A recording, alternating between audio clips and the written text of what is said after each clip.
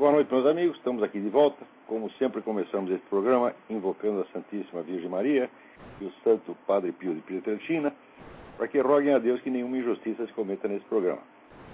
Queria aqui contar para vocês do sucesso absoluto do curso de filosofia online do Seminário de Filosofia, www.seminariodefilosofia.org. Nós esperávamos lá umas 100 pessoas, apareceram mais de 400. Graças a isso houve também um problema de transmissão, quer dizer, o provedor não estava preparado para isso. E nós vamos ter então que ampliar a faixa de transmissão para que na semana que vem tudo possa correr sem problemas técnicos, né?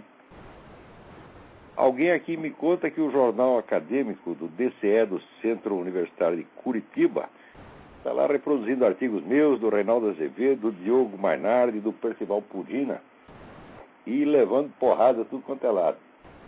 Sabe que o ambiente universitário, que é um ambiente esclarecido, um ambiente de livre discussão, né, ele não aceita essas coisas, né?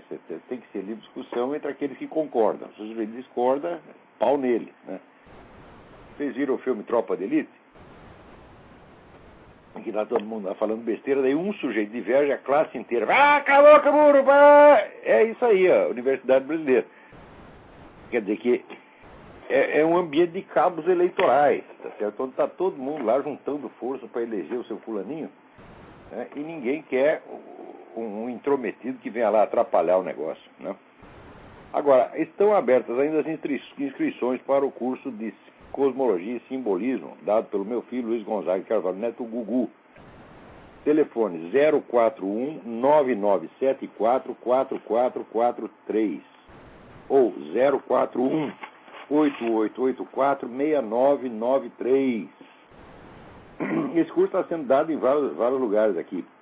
Começou o curso no Rio de Janeiro, houve um contratempo na sexta-feira, que o avião atrasou, mas daí o curso prosseguiu normalmente no sábado.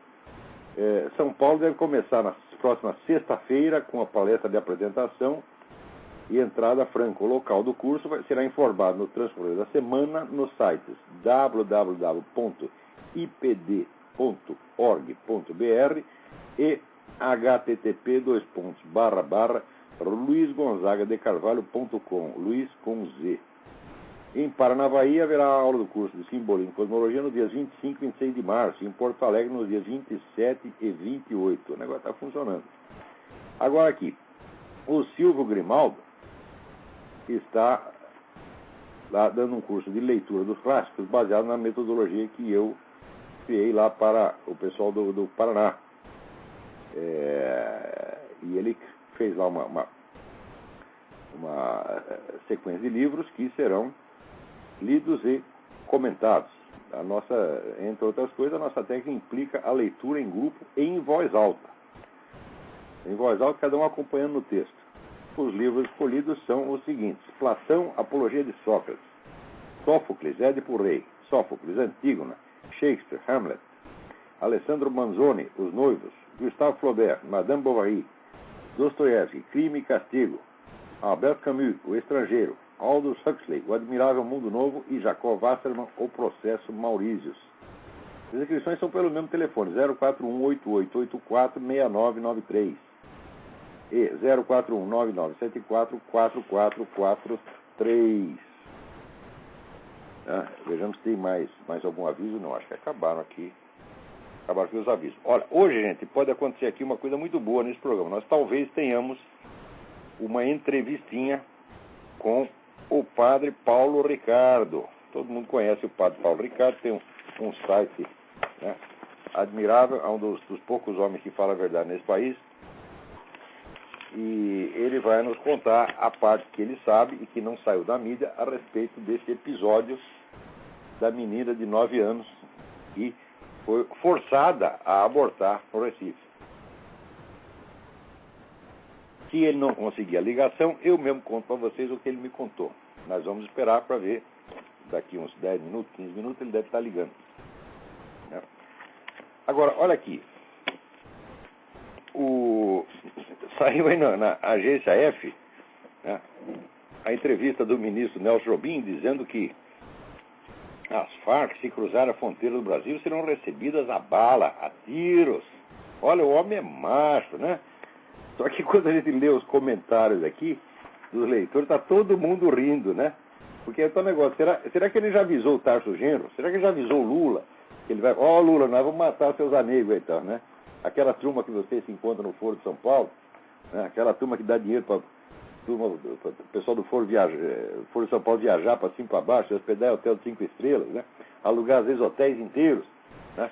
Aquela turma que financia essa brincadeira toda, o Nelson Jobim está querendo matar todos, porra, né? Então é melhor ele avisar, quer dizer, isso é uma palhaçada, né? Nelson Jobim é aquele que se vestiu de general, acha que exército é baile carnaval, né? Ele, como foi nomeado ministro da Defesa, ele achou que podia vestir uma farda de general, é proibido por lei. Deviam ter prendido o ministro imediatamente. Está pensando isso aqui é baile de carnaval, baile do Scala gay? Pô, o que é isso, porra, né? Mas certo, estava lá o ministro da Cultura que vestia um colã e ia decentemente desfilar ao lado da Roberta Close do maridão. Isto sim é uma coisa digna. Agora, vestir farda de general, não, vem esculhambar, com esculhambação não, né? Agora, o Obama aqui prometia o tal do change, e olha, o change está vindo, gente, está vindo, porque ele já está procurando aí boas relações, né, com o pessoal do Hamas, o chefe do Hamas já deu uma entrevista dizendo que o Obama é um cara divino maravilhoso, né, o Ahmadinejad também, né, o pessoal terrorista no mundo inteiro está festejando, né, e ele já mandou soltar lá os caras de Guantánamo, né, já disse que não pode chamar os caras de combatentes inimigos, tem que chamar de alguma outra coisa, tem que chamar de seu doutor, né, meu queridinho, né, alguma coisa desse tipo. E, no entanto, ele diz que vai tomar providências sérias contra o terrorismo. Sabe qual é a providência séria? É o seguinte, está botando aí os órgãos federais para investigar as pessoas que votaram no Ron Paul, né? Aqueles que falam sobre teorias da conspiração, né? Ou aqueles que denunciam, por exemplo, né, a mega estrada do Canadá para o México como prelúdio para a formação da tal da comunidade norte-americana que vai dissolver as fronteiras entre Estados Unidos, México e Canadá e fazer tudo uma mixórdia só, né? Se você escreve sobre isso, né? Se você anda por aí com aquele plástico, né? Aquele, como é que chama? Bumper sticker, chama aqui o sticker do Ron Paul. Se você pertence a uma dessas milícias estaduais que são entidades tradicionais que existem desde a Guerra da Independência, né? Ou se você acredita em teoria da conspiração, você será classificado como terrorista e será investigado. Você está entendendo? Quer dizer, os caras patriotas americanos têm que ser investigados, têm que ir para a cadeia. Agora, o pessoal muçulmano, não, tem que ser tratado no bem bom. Olha, é incrível, incrível. Hoje mesmo me chegou aqui um artigo de um sujeito, olha, eu sou um centrista, cristão, etc. Votei no Barack Obama, mas estou chocado com essa política dele de aborto. Ora, porra! O Obama tem uma carreira de anos a serviço do abortismo, tá certo? Ele até votou contra, tinha lá uma lei para proteger a criança, que, por exemplo, falha o aborto, a criança sobrevive, então dá assistência médica para ela sobreviver. O Obama foi contra, porque ele acha que tem que matar a porra da criança, tá entendendo? E agora, o cara cristão, eu sou militante cristão, centrista, acreditei em Barack Obama, estou desiludido. Mas, oh meu Deus do céu, como tem idiota e boiola nesse mundo. Porque isso aí é boiolice. Você não tem coragem de encarar a realidade. A realidade do Obama estava à vista de todo mundo, mas de todo mundo. Se vocês quiserem ler a respeito, né, vocês vejam, cliquem lá no Google, Fusion Center, Fusion Center. E o nome do jornal, Columbia Tribune. Daí vocês vão achar essa notícia sobre os eleitores do Ron Paul que agora viraram terroristas, pô. Vai tudo para que solta todo mundo em Guantánamo e põe lá os eleitores do Ron Paul. Eu sempre achei o Ron Paul uma besta quadrada, mas que ele é um cara patriota, ninguém pode negar, tá certo? E que os eleitores dele são movidos por puro patriotismo também. Não se pode negar, né? Isso aí é que nem o general Andrade Nery do Brasil, não é isso? Eu acho que o QI do general Andrade Nery é 12, ser tanto. Porém, ele é um sujeito patriota e eu dei todo apoio para ele quando ele saiu denunciando esse caso do Raposa Serra do Sol. Quando estava todo mundo lá enfiando o rabo entre as pernas, o general, né, o general Andrade Neri foi lá e mostrou que é macho. Então, tô com o general e não abro, tá certo? E aqui o Ron Paul, mesma coisa. O Ron Paul é um pouquinho mais elevado, ele é 12,5, tá certo? Mas... Agora aqui, e tem mais uma notícia aqui, uma pesquisa que diz que o número de americanos que se declaram cristãos está diminuiu muito. Né? Quer dizer, em 1990 era 86%, agora são 76%. Ora, e se não tomar providência, vai diminuir mais ainda, porque tudo isso aí é feito, sabe do quê?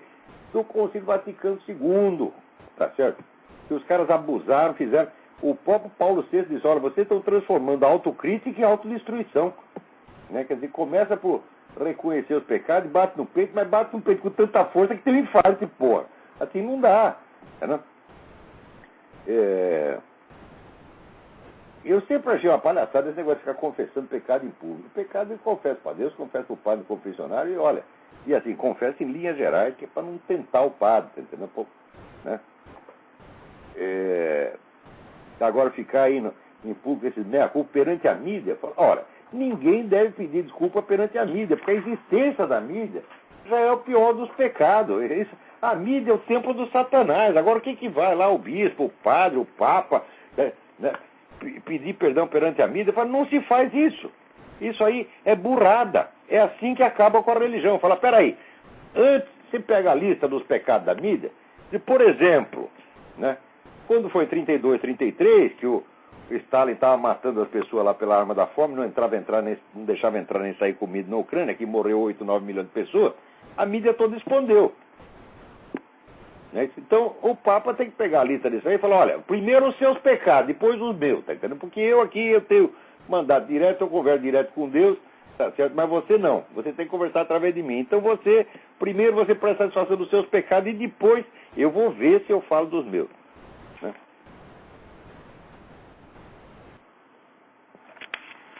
Mas tem cada coisa, rapaz, olha aqui. Esse negócio da menina lá do Recife, antes mesmo que o padre Paulo nos chame, né, eu fiz aqui uma coleção, tá, de casos de meninas de 9 anos que foram estupradas e deram à luz crianças. As crianças estão saudáveis, as suas mamãezinhas estão felizes, naturalmente precisam de alguém mais velho, uma avó, uma tia, alguma coisa assim para ajudar a criar. Tem um monte de casos aqui, em 2006, né, no Brasil, na floresta amazônica, né? Uma menina índiazinha foi lá, foi estuprada, teve criança, né? A criança fez operação cesárea, a mãe está bem, a criança está bem, está todo mundo feliz. Porque só se perguntar para a criança, ó, tem um bebezinho, você quer? Ora, porra, 100% das meninas vão dizer, eu quero. Esse é o sonho de toda menina, pô, tem um bebezinho. Sei por que elas brincam de boneca? Porque não dá dando para ter um bebezinho, porra. Se tiver um bebezinho direto, já salta a etapa da boneca. Tá certo? Então tem que respeitar esse sentimento das crianças. Peraí, tem alguém na linha? Alô? Alô? Alô, Olavo? Eu? Boa noite, aqui é o padre Paulo Ricardo falando. Olha aqui, gente, já temos o padre Paulo Ricardo aqui na linha. É um grande prazer tê-lo aqui, padre. Eu estava falando exatamente desse caso. Estava dando aqui uma lista de meninas de 9 anos que tiveram filhos e os filhos estão saudáveis. Uhum. Todas elas por causa de estupro. Mas as meninas mesmo quiseram ter os bebês. Os bebês estão vivos, estão bem e elas também estão bem. Claro que 9 anos é um problema, se alguém ajudar. Claro. Mas é exatamente essa situação, Olavo, que aconteceu lá em Recife, né? Eu estou bastante por dentro da situação. Eu estava pregando retiro no seminário de Recife, logo antes do caso todo ter acontecido. E estou por dentro de toda a situação. Ali a menina não corria nenhum risco de vida, a não ser, claro, o risco normal, que significa uma gravidez nessa idade né, tão precoce, mas não havia risco nenhum que justificasse o aborto e, no entanto, ela foi raptada por uma organização abortista e que se aproveitaram da mãe. Quer dizer que o risco foi tudo inventado por aqueles fulanos, eles que inventaram esse negócio, não tinha nenhum atestado médico. Então, aí que está. Há toda uma pressão, havia toda a pressão em cima do hospital, né? Quando o hospital viu que o pai da criança era contra o aborto e que o aborto seria ilegal, porque, veja só, o aborto legal no Brasil, né, infelizmente existe, né, essa possibilidade de aborto legal com relação a um estupro ou com relação a risco de vida da mãe. Mas, no caso aqui, eles precisavam ter o consentimento dos pais. O pai biológico da criança, né, era contra o aborto. E, no entanto, eles pegaram a mãe, que é analfabeta, fizeram a mãe assinar com o polegar, uns documentos que ela não sabia o conteúdo, autorizando o aborto. Então, a coisa... É uma fraude, isso é um estelionato. Justamente, o aborto foi não somente ilegal, que foi contra o consentimento do pai, porque no caso de os pais não estarem de acordo, seria necessário que a justiça se manifestasse. Não somente foi ilegal, como foi clandestino, porque levaram a mãe e levaram a criança para uma clínica cujo paradeiro não se conhecia, não escondendo do arcebispo de Recife, que todo mundo está dizendo que é malvado, etc e tal. Não, escondendo do pai da criança. Meu Deus do céu! Eles esconderam, foi do pai da criança, que era contra o aborto. E a mãe também era contra o aborto. Só que acontece que eles convenceram a mãe, a pobre coitada, analfabeta, que a criança morreria se não fizesse o aborto. Então fizeram todos os procedimentos às pressas. Enganaram a mãe, então, porque o médico não tinha dito nada que havia risco para a menina. Pois é, não havia risco nenhum e, no entanto, fizeram a coisa. Agora, qual é o problema dessa história toda? O problema dessa história toda é que nós, na Igreja Católica, e aqui eu falo como padre, como quem conhece os bispos envolvidos, né? Conheço perfeitamente Dom José Cardoso, que é um homem de Deus, né? Um homem realmente que é um... Padre, um minutinho. Diminua o volume aí do seu computador, porque está dando eco para os outros ouvintes. Sei. Eu estou falando do telefone e não há nenhuma... Talvez seja o problema na ligação. É o problema da ligação. Continue assim mesmo, tudo bem, não tem problema. Então veja só. O que é que acontece? As pessoas que estão envolvidas, o pessoal não está entendendo que tudo isso está sendo capitalizado como uma vitória política contra a igreja e a favor do aborto, né? Então, infelizmente, dentro da Igreja Católica não está havendo gente com coragem suficiente para enfrentar a situação e se colocar ao lado claramente de Dom José. Dom José, ele cumpriu o seu dever. Agora, claro, a gente pode questionar e dizer, mas a forma como ele falou não foi simpática, a forma como ele falou, mas nós não estamos num concurso de Miss Simpatia. Nós estamos aqui diante de um arcebispo que é temente a Deus, ele sabe que ele tem um dever dele de pastor, e o dever dele de pastor era não somente salvar a vida daquelas duas crianças inocentes na barriga de uma outra criança inocente, né? Mas o dever dele também era de esclarecer os fiéis católicos da gravidade do crime. Claro. Agora, existe toda uma confusão dentro da igreja e dentro do episcopado, porque os bispos não estão enxergando que quanto maior a nossa timidez, mais essas pessoas, mais esses abortistas vencem politicamente, porque a vitória que eles querem com esse caso todo não é somente a morte das duas crianças. Eles querem uma vitória política, eles querem que o brasileiro aceite o aborto. Agora, 90% da população brasileira é contra o aborto. E Pois é. eles sabem disso. A igreja tem o apoio da população. Quer dizer, por que estão com medo? Isso é uma epidemia nacional de boiolice. Eu só me desculpo falar assim, mas é a verdade. Tá entendendo? Não, mas é isso mesmo. Falta a virtude da fortaleza, ou seja, a coragem. Exatamente. A virtude da fortaleza. Que significa o quê? A virtude da fortaleza é a virtude de eu me dispor a sair ferido de uma briga, porque existe um bem maior em jogo. É isso mesmo. Santo Tomás de Aquino diz que os anjos não têm fortaleza. Por quê? Porque os anjos não podem sair feridos, ninguém pode matar anjo. Quem tem fortaleza é gente, porque nós somos mortais, nós somos capazes de ser feridos. Então, nós temos que ter a força de enfrentar uma briga, mesmo que a gente saia ferido. Ferido moralmente, ferido naquilo que é a boa fama, etc. e tal, mas nós temos que cumprir o nosso dever, mesmo que isso nos custe. E é isso que precisa ser recordado para as pessoas da igreja. Né? Porque veja só esclarecendo para as pessoas que estão ouvindo, a Igreja Católica, ela é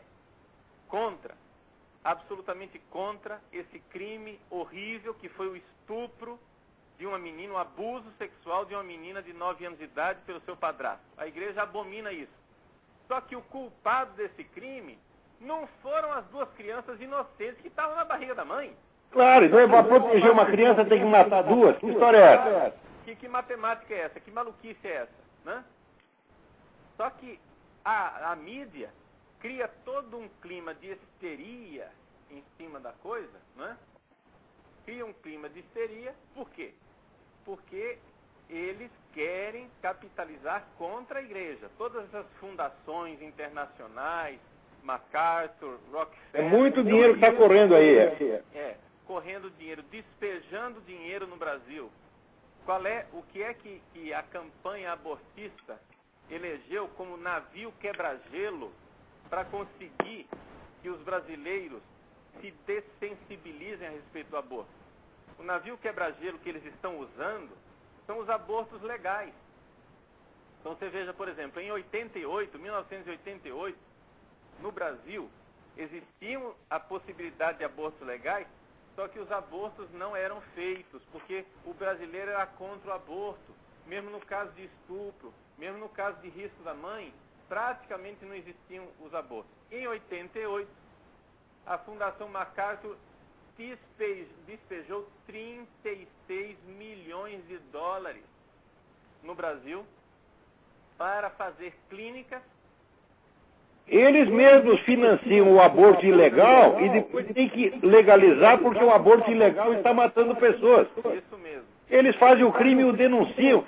Essa gente é hedionda, é horrível, sobretudo essa família Rockefeller. Esse é um bando de loucos que há 100 anos eles só pensam em governo mundial. Eles inventaram um mundo e querem implantar aquilo a ferro e fogo. E dão dinheiro para comunista, dão dinheiro para abortista, dão dinheiro para feminista, dão dinheiro para movimento gay, só para criar agitação, criar ódio.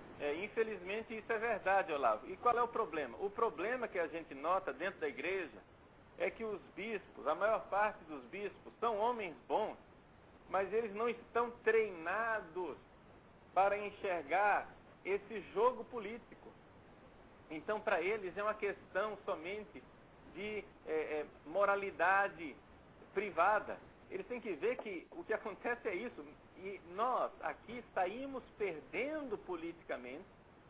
Claro. Por causa da nossa timidez. Você veja, por exemplo, as declarações da CNBB e do Regional Oeste 2. O que é a CNBB? A CNBB é um organismo para que os bispos consigam atuar mais ou menos em sintonia uns com os outros. Então a CNBB, ela não fala em nome dos bispos do Brasil inteiro.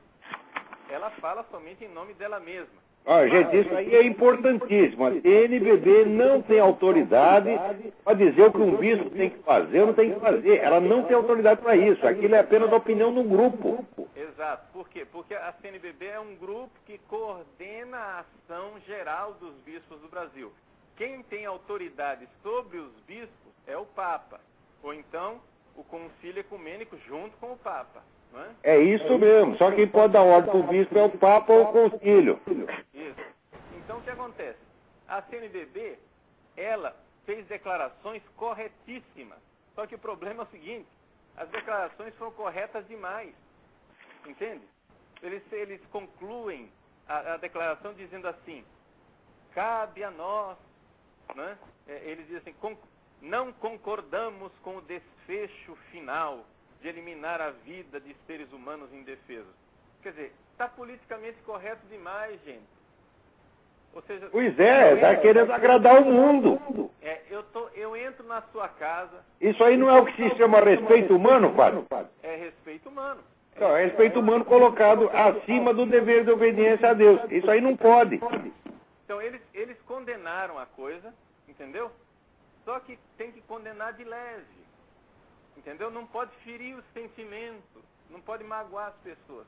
Pode magoar o sentimento nosso, o sentimento do católico que vai pro brejo, né? Joga tudo na privada. Agora, o sentimento do descrédito do abortista, isso aí não pode tocar. Isso aí é o beautiful people, né? O beautiful people da mídia, do show business.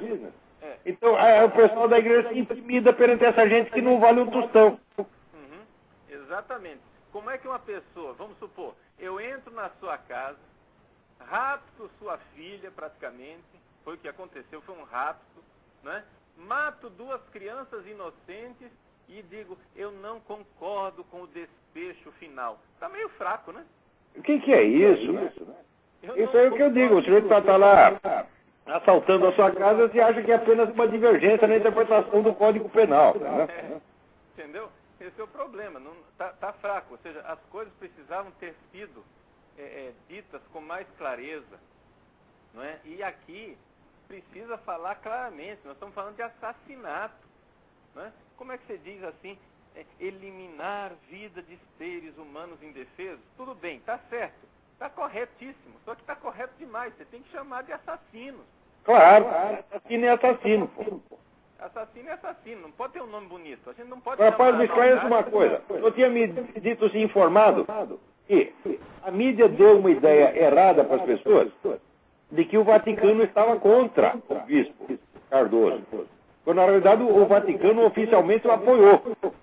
Sim, o Vaticano apoiou o Dom José Cardoso, porque o cardeal, né, Giovanni Battista Re, que é o cardeal da congregação para os bispos e responsável pelos bispos no mundo inteiro, no Vaticano, ele fez uma nota oficial e fez várias declarações também para jornais apoiando Dom José Cardoso, que estava corretíssimo.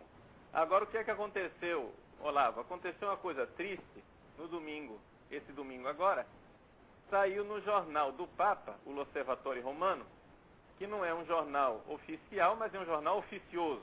Então, mas todo mundo interpreta aquilo como sendo opinião do Papa. Saiu uma coisa triste, que foi um artigo de um bispo, Dom Rino Fisichella, arcebispo Dom Rino Fisichella, que é responsável pelo Conselho da Vida, Defesa da Vida lá no Vaticano. Eu conheço bem o Dom Rino foi meu professor em Roma. Eu estudei teologia na Gregoriana, ele foi meu professor, ele é um homem bom.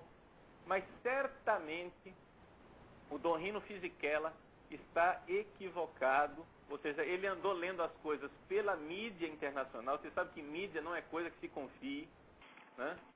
E ele fez um artigo defendendo o drama dos médicos, coitadinhos, que tiveram que fazer essa escolha terrível, porque tinha que escolher entre salvar a vida de 2 crianças na barriga da mãe e salvar a vida da mãe.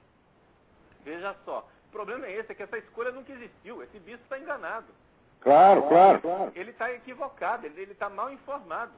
Então, é importante aqui, a Arquidiocese de Olinda e Recife, Dom José, vão esclarecer lá em Roma agora o que é que houve, para dizer aqui, ó, seu bispo, o senhor me desculpe, mas o senhor se informe antes de abrir a boca. Né? Porque nós estamos dando um tiro no pé. Esse negócio aqui está errado. Claro. Você não pode dizer um negócio desse, não pode pegar agora e dizer, mas nós temos que respeitar o pobre dos médicos que tiveram um drama de consciência. Não teve drama de consciência nenhum desse povo. E drama de consciência? Nem tem consciência, como é que vai ter drama? O pessoal se adora, eles acham que tudo que eles fazem é certo. Eles são impecantes, eles têm um contrato de exclusividade com Deus. Pecadores somos nós, eles não. Então, aconteceu esse negócio que a mãe e a criança foram praticamente levadas às escondidas por um grupo abortista, né? Alegando um risco inexistente. Por causa de um risco que não existia, a mãe ignorante, analfabeta. Agora, todo mundo cai em cima da Igreja Católica, que a Igreja Católica, que o bispo Dom José lembrou uma lei que existe no Código de Direito Canônico, que é o fato de que quem comete aborto, consciente de que está cometendo aborto, está excomungado. Né? Claro, está muito certo. Agora, aí o que acontece? Todo o celeuma da mídia é o seguinte, é que aí começaram a perguntar, então, quer dizer que a mãe da criança está excomungada? Aí, o Dom Dimas, da CNBB, esclareceu, não, a mãe não está excomungada, porque a mãe, coitada. A mãe foi enganada. Foi enganada. Aí pronto, aí já alardeia para todo mundo. A CNBB nega que houve excomunhão. Entendeu o negócio? Ah, meu Deus do céu. O bispo Dom José Cardoso, ele não citou nominalmente ninguém que estivesse excomungado. Ele disse que está excomungado quem está envolvido. Exatamente. Exatamente. E nessas organizações pró-abortistas, se tiver alguém que ainda se acha católico dentro delas, estão todas excomungadas. Entendeu? Estão todos excomungados. Isso é automático. Por que a igreja faz isso? Porque... E esse pessoal da mídia que está dando reforço aí está excomungado também, porque são cúmplices. Quem promove o aborto diretamente, quem é diretamente colaborador do aborto, defensor do aborto, apologeta do aborto, está incorrendo nesse pecado grave, e se a colaboração for direta mesmo, é excomunhão. Claro, está muito certo. Então, veja só, aqui que está a coisa. Por que a igreja tem essa norma de excomunhão? As pessoas ficam dizendo, coitada das pessoas que ficam excomungadas. Veja só, por quê? Porque assassinato é uma coisa que deveria ser previsto, o homicídio deveria ser punido pelo Código Penal Civil de cada país. Então, a igreja, por exemplo, não excomunga o assassino que entra numa casa e mata alguém. Por quê? Porque já tem a lei dos homens que faz isso. E já põe ele na cadeia. Só que a igreja decidiu colocar essa pena de excomunhão com relação ao aborto, por quê? Porque as legislações civis, as legislações humanas estão fracas. Em muitos países o aborto é legal. Né? Então, a igreja tem diante dos olhos o quê? O bem. Aqui, padre, calcula-se que já houve 50 milhões de abortos desde que aprovaram aquela porcaria a sentença da Roe versus Wade, já teve 50 milhões de abortos. Exatamente. O pessoal está concorrendo com Hitler e Stalin. Exatamente. O negócio aqui é... Mas ainda tem outro aspecto aí, padre, que nós não comentamos na nossa conversa. Eu vou lembrar aqui. Esses casos de ataque sexual a menina, quase todos acontecem em casas de mães solteiras que vivem com amante. Na família regularmente constituída, isso é raríssimo. Então, esse mesmo pessoal dito progressista, que quer esculhambar com a família, eles estão criando essa situação e em seguida eles mesmos acusam os outros. Quer dizer, eles fazem o serviço do diabo, eles dão a tentação e depois dão a acusação. É, exatamente isso. Quer dizer, isso já não é mais nem maldade humana, isso é maquiavelismo diabólico. É, realmente, a coisa é diabólica. E nós temos que ver que nós temos que sair dessa nossa inocência, desse bom mocismo, entendeu? É aquilo que você denuncia nos seus programas. Eu sou ouvinte assíduo dos seus programas. Você pode saber que toda semana tem pelo menos um padre ouvindo você. Sou eu. Muito obrigado, padre. Muito obrigado. Nós somos seus fãs aqui. E rezo por você e pelo seu trabalho todos os dias na Santa Missa. Muitíssimo obrigado. Que Deus o recompense. Você mora no meu coração e não paga aluguel. O senhor também. Isso aqui é sócio remido. Aí é amor eterno, padre. Todo mundo aqui ama o senhor muito, muito mesmo. Viu? Tá bom, Olavo. Eu agradeço muito. E participação no seu programa tardia, né? Porque você já me fez propaganda do meu site várias vezes, no seu programa, etc. Eu agradeço muito, mas eu tinha que falar, porque essa questão do aborto aqui, nós católicos temos que abrir os olhos, né? Você que é católico, a sua família católica, você está fazendo o seu dever, lá. Você está de parabéns, porque é isso mesmo. Nós temos que brigar. Tem que ter a virtude da fortaleza, né? Muito obrigado. É ser capaz de dar a cara a tapa, né? É isso mesmo. Eu não presto, mas eu estou do lado certo. Uhum. Tem que dar a cara a tapa, isso mesmo. Tem mesmo. Tem que brigar. E você é um bom brigão, um brigão de Deus, viu? É um soldado. Graças a Deus. Tá? Agora veja só, Olavo, o que eu queria só dizer mais uma coisinha, antes de encerrar minha participação, que eu não quero usar seu programa inteiro. Né? Não, mas é uma grande alegria, uma honra para nós ter o senhor aqui. Viu? Mas que é o seguinte, queria lembrar uma coisa, que o governo, né, e essas fundações internacionais estão usando os abortos legais que estão previstos no Código Penal de forma, numa interpretação laxa, ampla, para aumentar o número de abortos, né? E assim ir desensibilizando o brasileiro. Então o que acontece? Hoje, em todas as grandes capitais, pelo menos, e as cidades maiores, existem vários hospitais credenciados para fazer o aborto. Aborto legal. E o que acontece? Eles não têm muitos escrúpulos, não. Uma pessoa chega lá e diz, olha, eu fui estuprado. Se apresenta a documentação mínima e se faz o aborto legal. Entende? Basta alegar que houve estupro, apresentar lá... Aqui está mais fácil ainda, pai. Aqui chega uma menina de 13 anos lá, chega lá na Planet Parenthood, diz, fui estuprado. Foi estuprado nada, transou com o namorado. E daí imediatamente eles fazem o aborto e não querem avisar o pai e a mãe. São milhares de casos que se comprovou que eles esconderam das famílias. E se a gente não cuidar no Brasil, nós vamos terminar desse jeito. Então o importante aqui, né, é nós ficarmos do lado de Dom José Cardoso, que infelizmente existe também toda uma situação interna da igreja, que é o seguinte, o Dom José Cardoso, ele é o sucessor de Dom Helder Câmara, né? É sucessor de Dom Helder Câmara. Dom Helder Câmara, todo mundo sabe que é um medalhão, ele é um ícone da teologia da libertação, né? Agora, não me interessa aqui julgar pessoalmente Dom Helder Câmara enquanto pessoa, né? Me interessa só o seguinte, que ele realmente promoveu a teologia da libertação e deu asa muito marxista dentro da igreja. E isso foi um crime. Esse ato foi errado. Esse ato foi criminoso. Isso é um negócio que não tem cabimento dentro da igreja, né? Isso clama aos céus. Dá cidadania dentro da igreja para marxista. Isso é uma desgraça. Então, o que acontece é o seguinte, Dom José Cardoso, há 20 anos atrás, foi nomeado arcebispo de Olinda e Recife, sucessor de Dom Helder Câmara. E aí, o que é que aconteceu? Tudo quanto é comunista, em Recife e ao redor, todo mundo odeia Dom José Cardoso e está esperando ele ir embora, né? Para ver se bota outro comunista no lugar dele. Justamente. Ele, ano passado, completou 75, e agora está todo mundo criando esse escarcéu ao redor do nome dele, por duas razões. Primeiro, porque eles querem promover o aborto mesmo. Mas também tem pouca gente dentro da igreja defendendo Dom Cardoso. Por quê?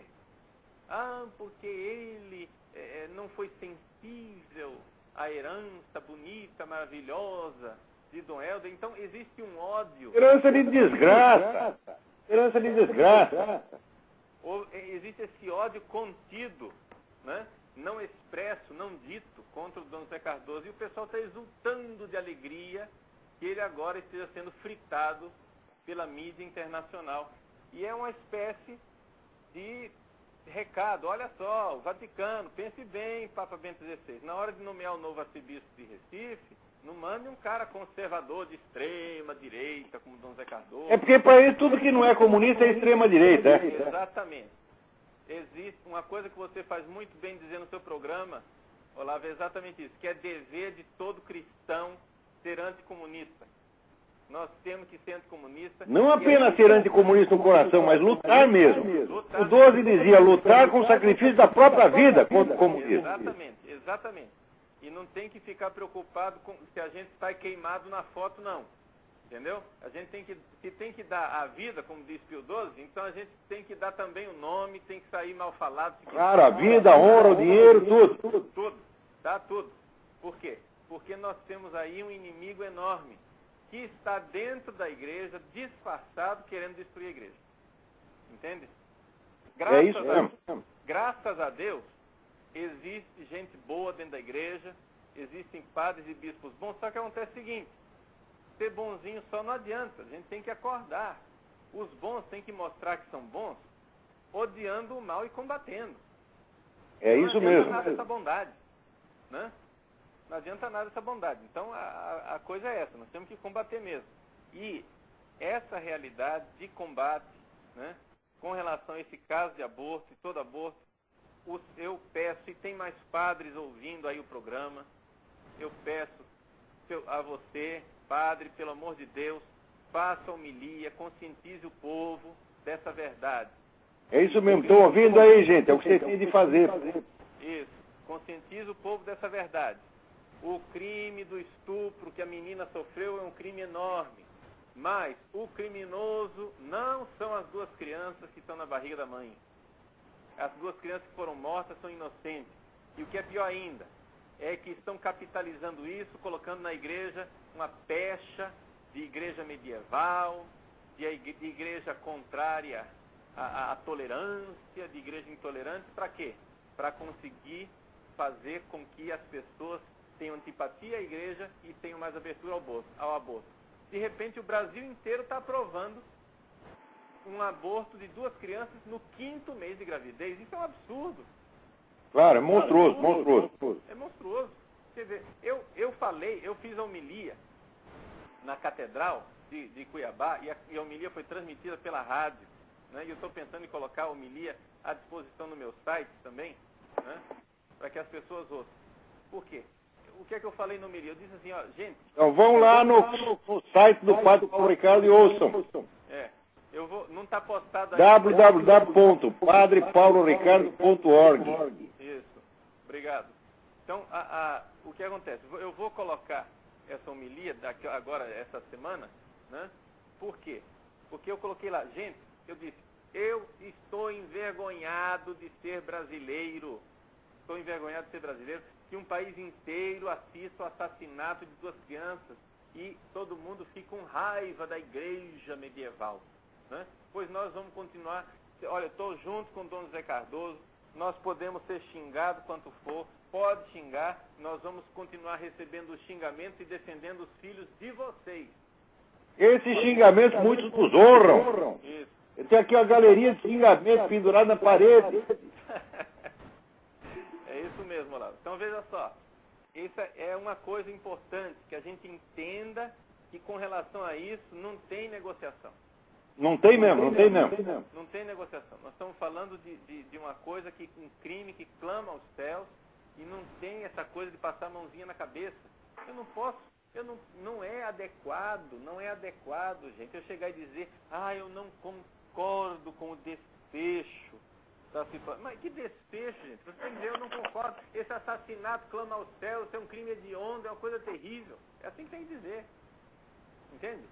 Porque esse bom mocismo não vai dar em nada. É aquilo que você diz, que o brasileiro está confundindo ética com estética, né? Claro. Então, essa coisa aí é importante. A gente não pode confundir ética com estética. Então, os padres, pelo amor de Deus, padres, vamos denunciar. Vamos falar, vamos abrir a boca. Você foi feito padre para isso. Um dia você vai estar diante do trono de Deus. Entendeu? Exatamente. Deus vai pedir satisfação. O que você fez lá? Exatamente. O mandato que eu te dei. O que é que você fez do seu sacerdócio? Você defendeu você mesmo a vida inteira? Então, nós temos que criar essa consciência de que padre e bispo são seres humanos com a sua alma em perigo. Nós temos um mandato de Deus, mas que põe a nossa alma em perigo se nós não formos fiéis a isso. Então, tem que parar com essa bobagem. Eu não sei de onde é que católico no Brasil criou essa ideia frouxa de que padre e bispo, porque é padre e bispo, não é criticável. Ninguém pode criticar um padre e um bispo. Pode criticar até Papa. Pode. Por quê? Porque pode e às vezes tem o dever de fazê-lo. Exatamente. Né? E o padre, se tem uma coisa que é sadia na espiritualidade... Santa Catarina de Sena já ensinava isso, a minha padroeira, do dia que eu nasci. Isso, muito bem. Santa Catarina de Sena dizia para o Papa, escrevia para o Papa, dizendo: o senhor seja homem, volte para Roma. Né? Olha aí, é isso aí, vamos parar de bolice, seja homem. Santa Catarina de Sena, seja homem, volte para Roma. E o Papa ouviu, isso é que é o mais interessante. Pois é. E o Papa ouviu. Santa Catarina de Sena era uma leiga. Ela não era nem monja de clausura, ela era de uma ordem terceira dominicana, viu? Então era uma leiga que escrevia para o Papa e dizia: o senhor seja homem, volte para casa, cumpra seu dever. Entendeu? E é isso mesmo. Você faz muito bem de ter ela como padroeira, viu? Mas é isso, Olavo. Tá? Então tá bom. Então, muito obrigado pela sua participação. Eu que agradeço. Certamente elevou o nível do meu programa e pelo menos diminuiu o número de palavrões por minuto. Tá bom, Deus abençoe você e abençoe seus ouvintes, viu? Ao senhor também, muito obrigado. Tá. Agora aqui, gente. Que chega aqui, eu li aqui uma despacho da France Press que eu li no site do César Maia, que tá bom, www.cesarmaia.com.br, sai umas coisas interessantes lá. Aqui, organismos de inteligência da Colômbia rastrearam propriedade das Farc em 28 países. Os caras estão cheios da grana. Agora vocês entendem como é possível funcionar o Foro de São Paulo? Por que não faz uma auditoria nesse negócio? Né? Pergunta, quem paga essa porcaria? O pessoal está viajando o tempo todo. Publica revista, publica livro, faz programa de rádio. Tem todos os meios, né? Quem está pagando? Quem está pagando é as Farc, obviamente. Porque oficialmente do governo brasileiro não saiu nenhum tostão. Vai lá ver se o governo brasileiro deu dinheiro para o Foro de São Paulo. Não deu. Se deu, deu debaixo do pano, por baixo do pano. Agora, quem está pagando tudo isso? É claro que é as Farc. É traficante, é sequestrador, é assassino. E está lá o seu Lula, né, brilhando.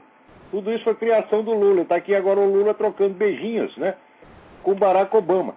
Né? Isso quer dizer que tem boas relações do Brasil e Estados Unidos? Não, tem uma bela aliança contra os Estados Unidos, meu Deus do céu. E no Brasil, eu lembro que uns anos atrás eu escrevi na revista Brasil, tem uma revista chamada Brasil, com 2 Es, contando que no Brasil todo mundo era anti-americano. Dezenas de americanos escreveram para mim: você está louco? Os brasileiros nos amam. Agora tá aí, tem esse caso, né, desse menino, filho do David Goldman, né, e a mãe do garoto foi pro Brasil, levou o Brasil, ficou lá morando com a amante, né, outro marido, casou com outro, um brasileiro, então não sei o que, Liz e Silva. E daí o pai que mora aqui quer o garoto de volta. No Brasil todo mundo está fazendo manifestação contra entregar o garoto. Você está dizendo, no Brasil qualquer questão que haja, não interessa qual seja, um dos lados é americano, o brasileiro está contra. É um anti-americanismo doido. Agora, o curioso é o seguinte: esse é o David Goldman, me mandou, semanas atrás, um e-mail pedindo que eu o apoiasse nessa campanha para ele ter o filho de volta. Daí escrevi para o senhor Lins e Silva, né? E o senhor Lins e Silva simplesmente me enganou. Disse: olha, o processo corre em segredo de justiça, não pode ser comentado na mídia. No dia seguinte está toda a mídia comentando, está o Congresso americano comentando, né? Já virou um caso internacional. O senhor me enganou, senhor Lins e Silva. Que segredo de justiça é esse, porra? Quer dizer, olha, não confio mais no senhor, não. Eu não quero tomar partido nessa história, né? Eu sei que esses dramas de família são realmente dolorosos. Tá certo? Por mim, eu consultaria o menino. O que você quer? Enquanto ele estava com a mãe no Brasil, justificava ficar no Brasil. Agora, não tem mais a mãe, que é o pai. Me parece que é natural. Mas, agora, Eu não quero entrar no mérito da questão propriamente dita, mas, seu Lins, eu não acredito mais no senhor, não. Né? Vamos em frente. O nosso tempo aqui... aqui. Olha que maravilha, que maravilha. Doutora da Unicamp, doutora Áurea Maria Guimarães, professor titular da Unicamp, uma das mais requisitadas autoridades pedagógicas do país. Olha que coisa. Ela diz aqui que depredar a escola é uma coisa normal. Olha só, violência nas escolas é normal. Destruir a escola, bater no professor, ou que nem aquele garoto que tocou fogo no cabelo da professora. Tudo isso é normal, é um protesto contra o caráter repressivo da instituição escolar. Dona Áurea, e o seu caráter repressivo? A senhora não quer levar umas porradas nessa sua cara de bolacha, não? Não quer, não? É um protesto contra a instituição repressiva. Afinal de contas, a senhora representa o establishment. Eu fico revoltado, entro na sua sala de aula, meto-lhe um pontapé na bunda, tá certo? E a senhora vai ter que me apoiar. Não é isso? A senhora me apoiaria se eu fizesse isso? Eu não vou fazer isso, é claro, porque a senhora já é uma, não sei a sua idade, mas imagino já ser uma senhora entrada em anos. É isso? Então, eu não vou perder o respeito com a senhora, mas estou falando hipoteticamente. Vamos supor que eu entrasse, né, dou lá um pontapé no seu traseiro, né, toco fogo no seu cabelo e a senhora vai ter que achar lindo. Ora, ou então é o seguinte, pode destruir tudo, mas não toque na Dona Áurea. Será que é isto? A única coisa intocável no establishment educacional brasileiro é Dona Áurea Maria Guimarães. O resto pode esculhambar com tudo. Ora, Dona Áurea, vai lamber sabão, dona, vai lamber sabão. Para com essa pose, com essa idiotice, com essa coisa pseudo-intelectual ridícula. Tá? Se a senhora quiser discutir isso comigo, eu discuto. Garanto que a senhora sai chorando. Você sai chorando que eu vou demonstrar a sua burrice, a sua total incompetência em matéria de educação. Eu já eduquei muito mais gente que a senhora não se educou nem a si mesma. Porque, para dizer uma coisa dessa, a senhora leu 3 linhas do Michel Foucault e sai aí arrotando teoria. A senhora é uma pseudo-intelectual, como a maioria dos educadores brasileiros hoje. Educador, uma pinóide, vocês são deseducador. Ora, pô, o que é isso, né? Olha aqui, o nosso tempo já está aqui, está quase acabando. E olha, hoje aqui, depois de muito espremer, né, eu consegui reduzir as notícias aqui a apenas 50 páginas. Vejam vocês. Das quais eu li aqui umas 3.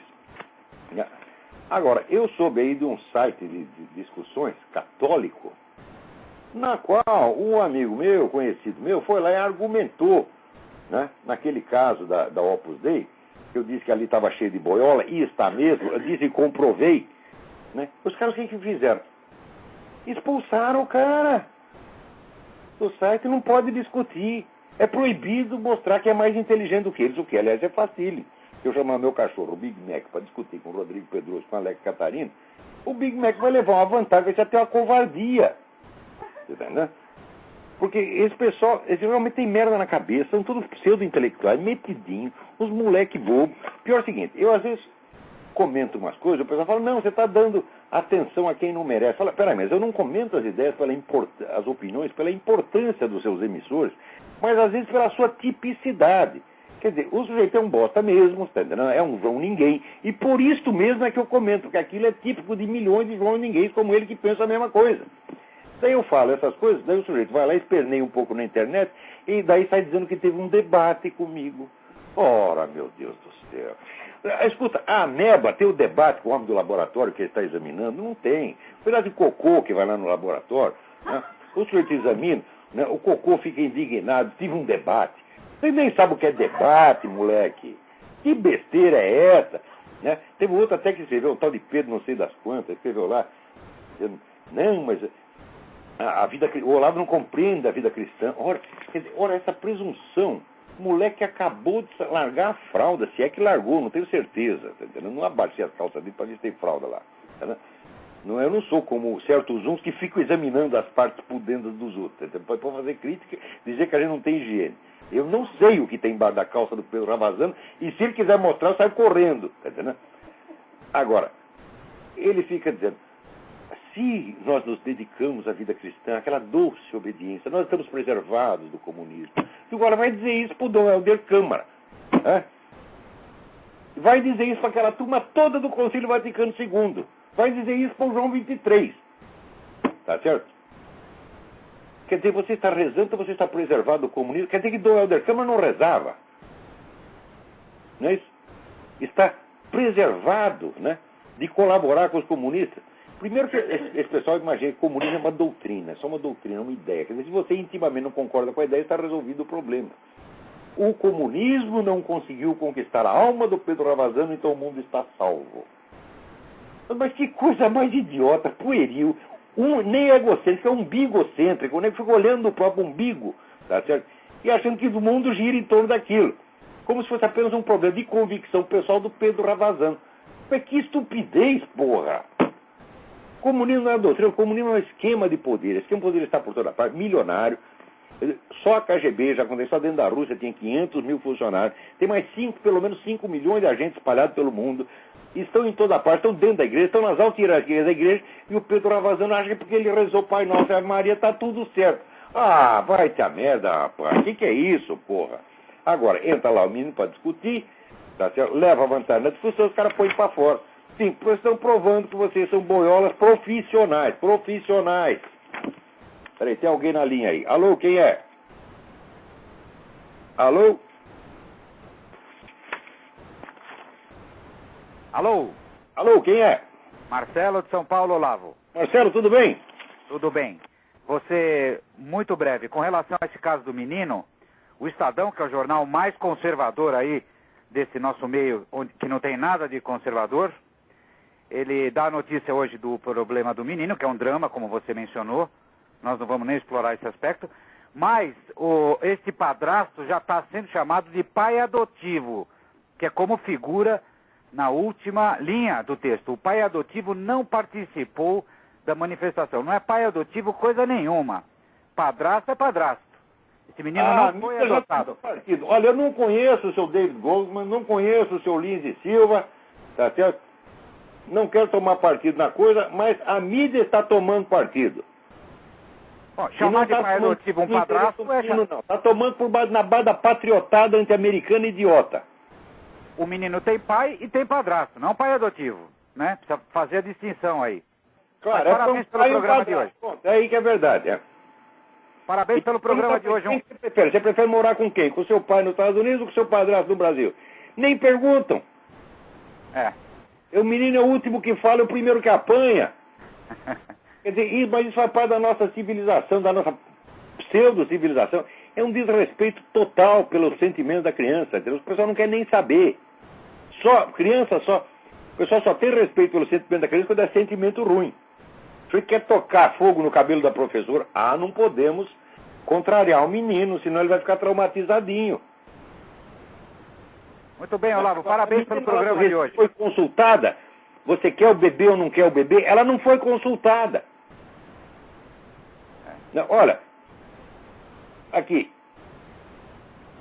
eu tenho 3 filhas, tá entendendo?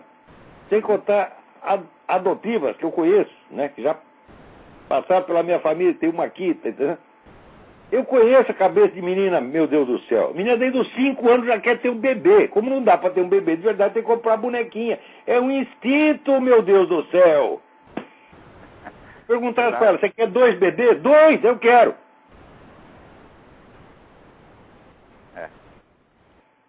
Então o pessoal só usa a criança para fins políticos. Isso é uma espécie de pedofilia política, você está entendendo? Ok, Olavo, parabéns pelo programa hoje. Obrigado, Marcelo, obrigado. Um abraço. O programa hoje subiu de nível, hein? Veio o padre Paulo Ricardo. Tá sensacional. O homem falou sério aqui, falou bonitinho durante 1 hora, coisa boa. E é seu coisa fã, importante que não saiu na mídia. É seu fã ele, hein? Ele eu sou fã dele, aí é mútuo, aí é uma jogação de confete que não acaba mais, rapaz. Já comprei aqui uns 40 sacos de confete. Então tá bom, boa noite. Boa noite. Agora aqui, tem um idiota, um tal de Urinel, que está espalhando aí no Orkut que eu sou maçom. Eu não sou maçom, já desci o cacete na maçonaria por 1000 vezes, já chamei os caras de boiola, falei, vocês, mestre maçom, não fazem merda nenhuma, tá entendendo? Vocês fundaram essa república e agora estão deixando ela afundar. Mas agora saiu um negócio aqui, tá aqui, a maçonaria está fazendo aí a manifestação contra esse negócio do Raposo Serra do Sol. Recebi aqui da Ana Prudente. Ó, está cumprida a obrigação. Eu não sou maçom, sou contra a doutrina maçônica, mas sei que tem muita gente boa e honesta lá dentro, tá certo? E tem cara patriota, tá certo? Então, reconhecer o mérito de quem tem, está muito certo. Agora aqui, o Rodrigo Simons me informa que, por coincidência, mera coincidência, na mesma semana em que eu lanço o curso online, também tem o curso online do Paulo Giraldelli, o filósofo de Vila Nhocuné. Né? Ele que é filósofo municipal, não acredito, é subdistrital, de Vila Nhocuné, tá certo? Em Jardim Cu da Mãe, alguma coisa assim, entendeu? Então, é um bairro de São Paulo. Então, tá aqui. Então eu queria avisar esse pessoal, do lado de Carvalho nos Odeia, não venham no meu curso, porra! Vão no curso do Paulo Giraldelli! Tá aqui, ó, algumas matérias que, segundo o Rodrigo, serão lecionadas lá. Né? Epistemologia vagínica, ética a partir do próprio rego, metodologia do fundilho científico, e assim por diante. São as matérias que vocês aprenderão. Então, vão lá, não venham aqui encher o meu saco, tá bom? Então, muito obrigado a todos e até a semana que vem.